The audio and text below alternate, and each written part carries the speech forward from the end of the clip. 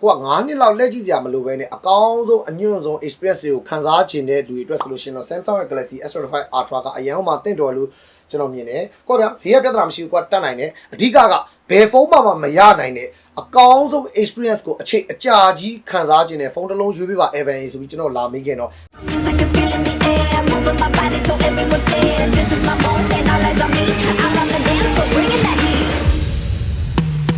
Galaxy S25 series ဆိုတာကဒီဈေးကြီးရဲ့ထိပ်တန်း flagship ဖုန်းတွေထဲမှာဆိုရှင်အကောင်းဆုံးဖုန်းတွေလို့ပြောလို့ရတယ်ဗောနော်ဒီ series ကကျွန်တော်ရဲ့ဒီနေ့စဉ်ဘဝတွေထဲမှာလွယ်ကူချောမွေ့အောင် AI ကိုအသုံးပြုတဲ့အခါကျလို့ရှိရင်ဒီ AI ကိုပေါ့နော် user တွေကြားမှာ awareness ရအောင်လုပ်ပေးခဲ့တဲ့ပွဲဥအတွက် brand လို့လည်းပြောလို့ရတယ် Samsung Galaxy S25 series တွေကဈေးအကြီးဆုံးဖြစ်တဲ့ Samsung Galaxy S25 Ultra ကအခုဆိုလို့ရှိရင်ကျွန်တော်လက်ထဲကိုရောက်နေပါတော့သူတို့ leading လုပ်ခဲ့တဲ့ AI ဆိုတဲ့နည်းပညာတစ်ခုတည်းကပဲဒီဖုန်းမှာအသုံးဝင်လာလားဒီဖုန်းရဲ့ hardware ပိုင်း software ပိုင်းကဘယ်လောက်ထိ powerful ဖြစ်လဲဆိုတော့ကျွန်တော်ကအသေးစိတ် review လုပ်ပေးသွားမှာဖြစ်ပါတယ်ကျွန်တော်ကတော့ Evan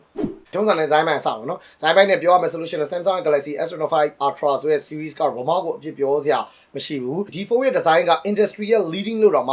ပြောလို့ရပါတော့သူ့ရဲ့အားသာချက်ကိုပြောရမယ်ဆိုလို့ရှိရင်ဒီ minimalist အဖြစ်ဆုံးအယိုးရှင်းဆုံးအလှပဆုံး premium အဖြစ်ဆုံး design နဲ့လူတွေရဲ့စိတ်ခံစားချက်ကိုဖန်ဆားနေရမှာတော့လုံးဝထိပ်တန်း design လို့ပြောလို့ရတယ်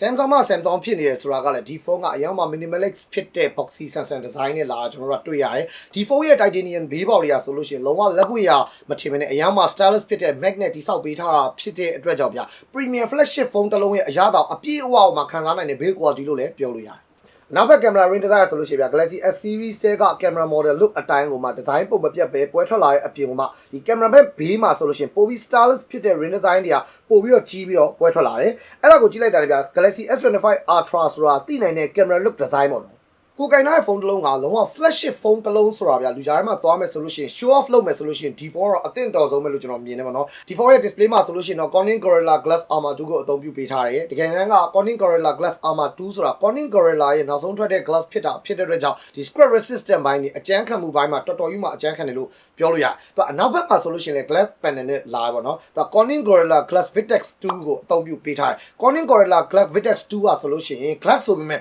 drop resistant ဘိုင်းမှာလုံးဝကိုအရန်ကိုအကျန်းခံတဲ့ glass လို့ပြောလို့ရတယ်ဒါအပြင်မှာ Galaxy S series ရဲ့ထုံးစံအတိုင်းပေါ့နော် IP68 water and dust resistant ပါဝင်တာကျွန်တော်တို့တွေ့ရတယ်ကျွန်တော်ဒီနေ့ခေတ်မှာဆိုလို့ရှိရင် tech လောကမှာအရင်မှ popular ဖြစ်တဲ့ဗျာဒီ underwater photography ပုံတွေကိုလည်းဗျာ Samsung Galaxy S series သမိုင်းကြောင်းတစ်လျှောက်လုံးမှာရိုက်လို့ရကျွန်တော်တို့တွေ့ခဲ့ပြီးပြီ Galaxy S25 Ultra မှာဆိုလို့ရှိရင်လည်းကျွန်တော်ရေအောက်မှာပေါ့နော်အရင်မှကြည်လင်ပြတ်သားပြီးတော့အရင်မှမိုက်တဲ့ underwater photography ပုံကောင်းတွေကိုရိုက်လို့ရကျွန်တော်တို့တွေ့ရSamsung ရဲ့ OLED display ဆိုတာအရင်မှကောင်းတယ်ပေါ့နော်ကျွန်တော်ဒီနေရာအောက်မှာကြည့်မယ်ဆိုလို့ရှိရင် Samsung ရဲ့ display တွေကအရင်မှ eye comfortable ဖြစ်ပြီးတော့အရင်မှကြည့်လို့ကောင်းတယ်လို့ပြောလို့ရပါဘောနော် Samsung OLED display ဆိုတာ iPhone တွေမှာတော့အသုံးပြုတာကျွန်တော်တို့တွေ့ရတယ်ဒီဖုန်းမှာတော့ 6.9 လက်မရှိတဲ့ Dynamic LTPO AMOLED 2.8 display ကိုအသုံးပြုပေးရတယ်ဒါကတော့ Samsung ရဲ့နောက်ဆုံးအတွက် industry leading Dynamic LTPO AMOLED display ပေါ့နော် display ကကြည့်ရ resolution နဲ့အယုတ်တရားဆိုလို့ရှိရင်လုံးဝဆိုးရွှဲအိဆက်ပြီးတော့အရင်မှကြည့်လို့ကောင်းဒီ display ရဲ့ color တွေအရင်မှ vivid ဖြစ်တယ်ပေါ့နော်ဆိုတော့ over saturated မဖြစ်ဘဲနဲ့ကြည့်ရအရင်မှကောင်းတယ်ရှင်ကြည့်ရဖြစ်ဖြစ်ဒီ Netflix YouTube media consumption သုံးမယ်ဆိုလို့ရှိရင်ဒီ display ကတော့အကောင်းဆုံးပဲလို့ကျွန်တော်တို့မြင်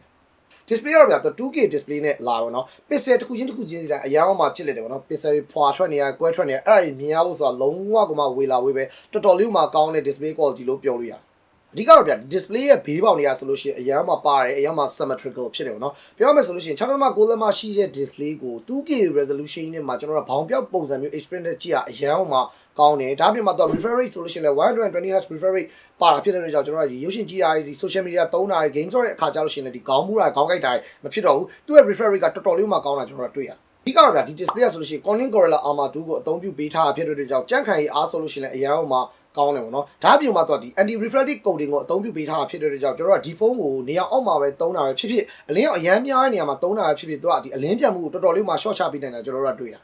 display ကြောင့်ကျွန်တော်တော်တော်လေးပြောပြီးဆိုတော့ဒီဖုန်းရဲ့လူစိတ်ဝင်စားဆုံးဖြစ်မဲ့ကင်မရာကြောင့်လည်းကျွန်တော်ဆက်ပြီးတော့သွားရအောင်ပေါ့နော်ကင်မရာဆိုလို့ရှိရင်လည်း Samsung ရဲ့ထုံးစံတိုင်းပဲလုံးဝ industry leading နဲ့လာတယ်200 megapixel ကတ်ကင်မရာ setup နဲ့လာပါတော့ main camera ဆိုလို့ရှိရင်တော့200 megapixel main camera နဲ့လာတယ် ultra wide ကတော့50 megapixel ultra wide 50 megapixel periscope camera ရဲ့နောက်တစ်ခုကျ10 megapixel telephoto ဆိုပြီးတော့နောက်ကျောဘက်မှာစုစုပေါင်း၄လုံးပါဝင်တာကျွန်တော်တို့ကတွေ့ရပုံထွက်တရားဆိုလို့ရှိရင် color tone တွေ dynamic range ကတော်တော်ကြီးမှမိုက်တယ် against the light ရိုက်မယ်ဆိုလို့ရှိရင်သူ့ရဲ့ HDR mode ကဒီအနောက်ဘက်မှာအရန်လင်းနေတာတော့မှ exposure တွေကိုထိန်းပေးပြီးတော့အရှိက မှောင်နေတဲ့အရေးတဲက object တွေကို exposure ညှိပေးတာ dynamic range ညှိပေးတာကတော်တော်လေးမှကောင်းတယ်လို့ကျွန်တော်တို့မြင် 10 megapixel telephoto ကဆိုလို့ရှိရင်သူ 3HD optical zoom ဆွဲလို့ရမှာเนาะကျွန်တော်တို့ကဒီဓာတ်ပုံတွေကို portrait ရိုက်တဲ့ခါကျလို့ရှိရင် 3HD optical zoom ဆွဲပြီးတော့ရိုက်မယ်ဆိုလို့ရှိရင်တော့ portrait ပုံတွေကတော်တော်လေးမှငြိမ်တာကိုကျွန်တော်တို့ကတွေ့ရပါเนาะဆိုတော့ portrait ပုံတွေရိုက်မယ်ဆိုလို့ရှိရင်အရန်လာတဲ့ detail တွေမကျသွားဘူးတော်တော်လေးမှ color လေးကအဆင်ပြေတဲ့ portrait ပုံတွေရတာကျွန်တော်တို့ကတွေ့ရနောက်တဲ့ zone lens တစ်ခုဖြစ်တဲ့ periscope telephoto lens ဆိုလို့ရှိရင်သူ50 megapixel နဲ့လာတယ်ပေါ့နော်သူ 5HD optical zoom ဆွဲလို့ရတယ်ဆိုတော့ဒီ zone ကဗျာကျွန်တော် zone ဆွဲပြီးတော့ portrait ပုံအမိုက်စားရိုက်မယ်ဆိုလို့ရှိရင်တော့ detail တွေကလုံးဝမကျတာကျွန်တော်တို့တွေ့ရပါတော့ဆိုတော့ 3HD ပဲရိုက် 5HD ပဲရိုက် portrait ပုံကောင်းကောင်းလေးတွေကိုရိုက်ရသဘောကျရလို့ဆိုလို့ရှိရင်ဒီဖုန်းလုံးဝကြိုက်မှာတေးကြတယ်ဘာဖြစ်လို့လဲဆိုတော့အရန်ဟိုမှာကောင်းတဲ့ zoom portrait photo တွေကိုဒီဖုန်းနဲ့ရိုက်လို့ရကျွန်တော်တို့ကတွေ့ရတယ်နောက်ပြီးတော့ဗျာဒီ ultra model မှာမှပါတဲ့ 108 zone နဲ့ရိုက်တဲ့ခါကျလို့ရှိရင်လည်းပုံထွက်တွေကအရန်မှအဆင်ပြေပြောရမယ်ဆိုလို့ရှိရင်ဟိုးဝေးမှာရှိတဲ့ antenna တိုင်းဒီ side board တွေကိုကျွန်တော်108 zone နဲ့ရိုက်လိုက်မယ်ရိုက်လိုက်ပြီးသွားလို့ရှိရင်ကျွန်တော်ကြည့်မယ်ဆိုလို့ရှိရင်လည်း detail တွေကလုံးဝမကျပါဘူးเนาะ detail ကတော့ဗျာသူ AI နဲ့ enhance ပြန်ပြီးတော့လုံးလိုက်တာဖြစ်တဲ့ကြောင့်အရန်ကမှဝေးတဲ့ object တွေကို zoom photo တွေရိုက်တဲ့ခါကျလို့ရှိရင်လည်းဒီဖုန်းက EIS ကို OIS ကိုထောက်ပံ့ပေးတာဖြစ်တဲ့ကြောင့်အရန်မှအဆင်ပြေတဲ့ပုံတွေထွက်လာကျွန်တော်တို့ကတွေ့ရတယ်50 megapixel ultra wide camera လည်းတော်တော်လေးမှကောင်းတယ်ပေါ့နော်အဓိကကျွန်တော်အရင်သဘောကျတဲ့ချက်ကိုပြောရမယ်ဆိုလို့ရှိရင်ဒီဖုန်းရဲ့ camera လေးလုံးလုံးရဲ့ color profile တွေ detail တွေအဲ့ဒါတွေအကုန်လုံးအရန်ကြီးမကွာသွားအောင်လုပ်ပေးထားတာပါတော်တော်လေးမှမိုက်တယ်လို့ကျွန်တော်ကတော့မြင်တယ်ပြီးတော့သူက50 megapixel ultra wide မှာဆိုလို့ရှိရင်လည်းသူက super steady mode ကိုအသုံးပြုပြီးတော့ကျွန်တော်ဗီဒီယိုရိုက်ကူးလို့ရတာဖြစ်တဲ့ကြောင့်အရန်ကိုမှကောင်းတဲ့ပေါ့နော် ultra wide vlog တွေကိုရိုက်ကူးလို့ရကျွန်တော်တို့ကတွေ့ရတယ်အဓိကတော့ဗျာဒီ ultra wide နဲ့ကျွန်တော် vlog တွေရိုက်တယ်ဆိုတာဒီရှုခင်းတွေပါအောင်ရိုက်တာပေါ့နော်အဲ့လိုမျိုးရိုက်တဲ့ခါကြလို့ရှိရင်သူက super steady mode ပါတာဖြစ်တဲ့ကြောင့်သူ့ stabilization အရန်ကိုမှကောင်းတယ်ဘယ်လောက်ထိကောင်းလဲဆိုတော့ဗျာကျွန်တော်တို့ကဖုန်းတွေရိုက်နေတယ်လို့တော့မထင်ရဘူးနော် gimbal တစ်ချောင်းနဲ့တင်ပြီးတော့ရိုက်နေတယ်ဆိုတဲ့ခံစားချက်မျိုးအပြည့်အဝပေးတယ်သူကဗီဒီယိုအနေနဲ့ဆိုလို့ရှိရင်သူက 8K ကို24 frame per second ထိရိုက်လို့ရတယ်တခုရှိတာ 8K ရိုက်မယ်ဆိုလို့ရှိရင်တော့သူက crop တော့နည်းနည်းတော့ဖြစ်သွားပြီပေါ့နော်။ Quad 1080p နဲ့ပဲရိုက်မယ်ဆိုလို့ရှိရင်30 frame per second, 60 frame per second, 120 frame per second, 240 frame per second စီကျွန်တော်တို့အစားလာရိုက်လို့ရကျွန်တော်တို့ကတွေ့ရ။ကိုကဗျာဒီ professional camera တွေကိုသုံးနေတဲ့လူတွေအတွက်ဆိုလို့ရှိရင်လည်းအရင်အဆင်ပြေ features တစ်ခုရှိတယ်။အဲ့ဒါကဘာလဲဆိုတော့ Samsung Galaxy S25 Ultra မှာဆိုလို့ရှိရင်ကျွန်တော်တို့ကဗျာ pro camera တစ်လုံးလိုမျိုး lockအရုပ်တွေရိုက်လို့ရပါတော့ဆိုတော့ကျွန်တော်တို့ကဗျာ lock ရုပ်တွေရိုက်ပြီးသွားလို့ရှိရင်ကျွန်တော်တို့ကဒီ color တွေတုံးတွေကို cinematic sensor စိတ်ကြိုက်ကျွန်တော်တို့ပြန်ပြီးတော့ချိန်ကြည့်လို့ရတယ်ဆိုတော့ကိုက professional camera တစ်လုံးကိုသုံးနေတယ်နောက်ထပ် pro camera တစ်လုံးလိုမျိုး backup S25 Ultra ကိုအသုံးပြုလို့ရလို့တလို့မျိုး S25 Ultra ကိုအသုံးပြုပြီးတော့တော်တော်လေးမှ professional ဆန်တဲ့အရုပ်တွေကိုကျွန်တော်တို့က lock ရိုက်ပြီးတော့မှစိတ်ကြိုက်ပြန်လဲချိန်ကြည့်လို့ရတယ်ဆိုတော့ဗျာကိုကဗျာ professional camera ကိုသုံးနေကြလို့lock video ရိုက်နေကြလူတွေအတွက်ဆိုလို့ရှိရင် Samsung Galaxy S25 Ultra မှာ lock အရုပ်တွေရိုက်လို့ရတာကတော်တော်လေးမှအဆင်ပြေတဲ့ features လို့တော့ကျွန်တော်ကတော့မြင်ပါတယ်selfie ကတော့12 megapixel selfie camera နဲ့လာပါတော့ဒီမှာ selfie မှာပြောစရာရှိတာဗျာကျွန်တော် iPhone နဲ့ရိုက်တဲ့ selfie လိုမျိုးရုပ်ဆိုးပန်းဆိုးကြီးထွက်လာမျိုးလည်းမဟုတ်ဘူးဟိုတချို့တရုပ်ဖုန်းတွေမှာတွေ့ရတယ်လို့မျိုးဗျာအယုတ်ကြီးလို့ဘွတ်ထွက်သွားအောင်ချောသွားလဲမဟုတ်ဘူးသူက beauty effect ပါလေးကိုမှသူက natural sensor လေးနဲ့ထွက်လာကျွန်တော်တို့ကတွေ့ရတယ် selfie ပုံရိပ်လေးလည်းမဆိုးဘူးเนาะဒီမှာဆိုလို့ရှိရင်လည်းကျွန်တော်တို့ sample ရိုက်ထားတဲ့ selfie ပုံလေးတွေပြပေးတာအဲ့လိုမျိုးအရန်ကောင်းလုံးမှာဆိုတဲ့ camera အရန်မှာကျန်းမာဆိုတဲ့ display တွေကိုအသုံးပြုဖို့အတွက်ဆိုလို့ရှိရင် Samsung Galaxy S25 Ultra မှာ Snapdragon ရဲ့နောက်ဆုံးထွက်တဲ့ chipset ဖြစ်တဲ့ Snapdragon 8 Elite ဆိုတဲ့ chipset ကိုသုံးပြီးတာ Snapdragon 8 Elite chipset ကဆိုလို့ရှိရင်3 nanometer processors နဲ့လာတာဖြစ်တဲ့အတွက်ကြောင့် performance ကအရန်မှာကောင်းတယ်ပေါ့နော်ဘယ်လောက်ထိကောင်းလဲဆိုတော့ဗျာကျွန်တော်တို့ဒီအခုထွက်ထားသမျှ Snapdragon chipset တွေထဲမှာဆိုလို့ရှိရင် performance အကျန်းဆုံး chipset လို့တော့မှပြောလို့ရတယ်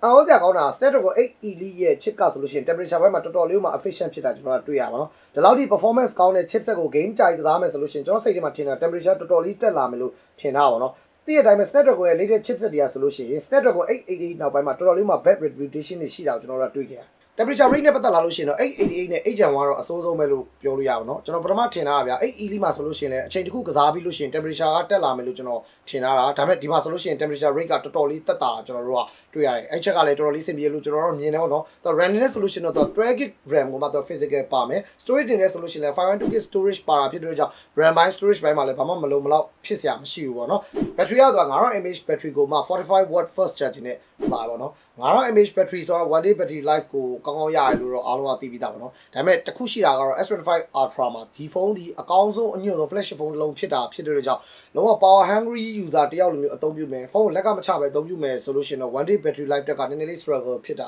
တွေ့ရပါတော့ဒါပေမဲ့အရင်ကမစိုးရင်ဒါကအရင်က power hungry user တွေအတွက်ကိုကျွန်တော်ဆိုလိုတာပါနော်ဖုန်းကိုဖုန်းလိုပဲသုံးမယ်ဆိုလို့ရှိရင်တော့ဗျာဒီဖုန်းက 1 day battery life ကိုကောင်းကောင်းကြီးကိုမှရတယ်လို့ကျွန်တော်တော့ပြောချင်ပါတယ်အဓိကတော့ဗျာ8 Elite ကဆိုလို့ရှိရင်ကျွန်တော်သုံးကြည့်ရတဲ့လောက်ဆိုလို့ရှိရင်သူက game မဆော့ပဲねကျွန်တော်ဒီ normal test တွေပေါ့နော်ကျွန်တော်ဒီ daily test တွေမှာအသုံးပြုမယ်ဆိုလို့ရှိရင် power ရန်ကြီးမစားဘူးပေါ့နော် အဲ့ဒီချက်ကကြတော့ကျွန်တော်အရန်စင်ပြေဒါအပြင်ကိုမှာသူက45 watt first charge ရဆိုလို့ရှိရင်သူက0ကနေပြီးတော့ 80G ကိုမိနစ်30လောက်နဲ့အားသွင်းလို့ရတယ်ဆိုတော့ပုံမှန်အနေနဲ့ကျွန်တော်တို့ကဗျာမိနစ်30လောက်အချိန်ပေးလိုက်တာနဲ့နောက်ထပ်9နိုင်6နိုင်လောက်ပြန်ပြီးသုံးလို့ရတာဖြစ်တဲ့ကြောင့် battery ဘက်မှာလို့တကယ်တော့အရင်ကြီးစိတ်ပူစရာမလိုပေါ့နော်သူ့ရဲ့ battery နဲ့သူပြန်ပြီးအားသွင်းလို့ရတဲ့ပမာဏတော်တော်လေးမှ balance ဖြစ်တယ်လို့ကျွန်တော်ပြောချင်ပါတယ်ဘာလို့ပေါ့နော်အချုံးနေပြောရမယ်ဆိုလို့ရှိရင် Samsung Galaxy S25 Ultra ဆိုတာ flagship series ရဲ့အမြင့်ဆုံး model လို့ပြောလို့ရတယ်ဒီလိုဖုန်းတစ်လုံးအတွက်ဆိုလို့ရှိရင်တော့ဘာမှကိုအပြစ်ပြောစရာမရှိတော့အောင်အဘက်ဘက်ကပြည့်စုံကောင်းမွန်လုံးတဲ့ဖုန်းတစ်လုံးလို့ကျွန်တော်ကတော့မြင်နေပေါ့နော်ဈေးကြီးဆုံးဖုန်းတစ်လုံးဖြစ်တယ်လို့မျိုးပေးရတဲ့ဈေးနဲ့ပြန်ရတဲ့ quality experience ကအကောင်းဆုံးအညွန့်ဆုံးပေါ့နော်ဘယ်ဖုန်းမှမရနိုင်တဲ့ feeling ကိုဒီဖုန်းကနေပြန်လဲပေးဆွဲနိုင်တာကျွန်တော်တို့ကတွေ့ရတယ်ဒီဇိုင်းနဲ့ base quality ဆိုလို့ရှိရင်အရန်မှကောင်းတယ် durability ကလည်းအရန်ကိုမှအကျန်းခံတယ်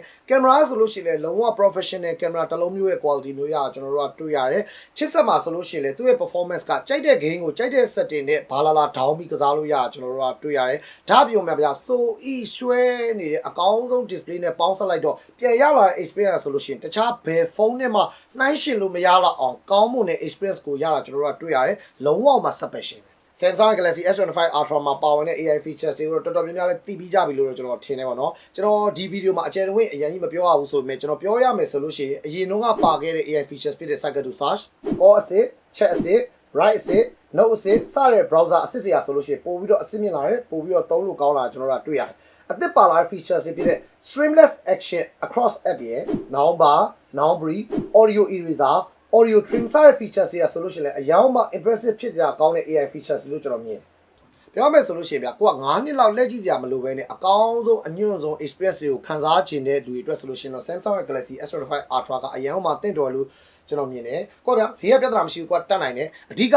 ဘယ်ဖုန်းမှမရနိုင်တဲ့အကောင်းဆုံး experience ကိုအချိန်အကြာကြီးခံစားခြင်းနဲ့ဖုန်းတစ်လုံးရွေးပေးပါ Evan ဆိုပြီးကျွန်တော်လာမိခင်တော့ Samsung Galaxy S25 Ultra မှတပါတခြားရွေးချယ်စရာဖုန်းမရှိပါဘူးလို့ပြောနေပဲဗီဒီယိုလေးဒီမှာပဲသုံးသပ်ပေးချင်ပါတယ်ခင်ဗျာ